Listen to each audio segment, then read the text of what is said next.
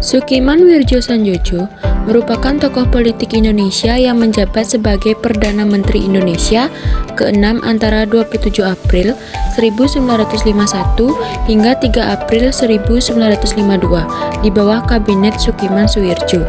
Ia juga merupakan salah seorang pendiri dan ketua umum pertama Partai Masyumi. Adapun program-program yang dijalankan oleh Kabinet Sukiman diantaranya: yang pertama, pada bidang keamanan menjamin ketenangan dan ketentraman dengan menjalankan tindakan-tindakan yang tegas sebagai negara hukum. Yang kedua, bidang sosial ekonomi mengusahakan kemakmuran rakyat secepatnya dan memperbarui hukum agraria agar sesuai dengan kepentingan petani. Yang ketiga, bidang politik luar negeri menjalankan politik luar negeri bebas aktif dan memasukkan Irian Barat ke Indonesia. Yang keempat, bidang hukum menyiapkan undang-undang tentang pekerja seperti pengakuan serikat buruh, perjanjian kerjasama, penetapan upah minimum, dan menyelesaikan pertikaian buruh. Yang kelima, bidang politik dalam negeri mempersiapkan pemilihan umum atau pemilu. Kondisi politik Indonesia pada masa demokrasi parlementer di bawah Kabinet Sukiman dapat dianalisis sebagai berikut.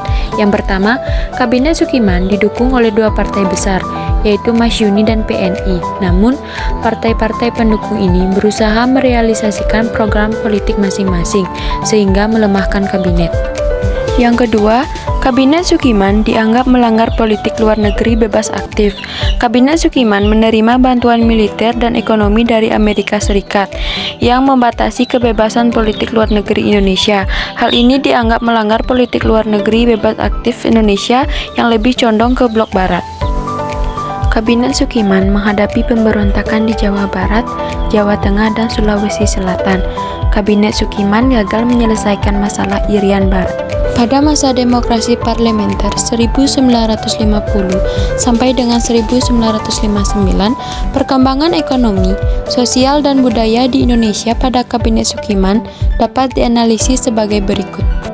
Yang pertama, pada bidang ekonomi, program kerja Kabinet Sukiman dalam bidang ekonomi yaitu membuat dan melaksanakan rencana kemakmuran nasional jangka pendek untuk mempertinggi sosial ekonomi rakyat, perbaruan hukum agrarian sesuai kepentingan petani, serta mempercepat usaha penempatan bekas pejuang dalam lapangan pembangunan.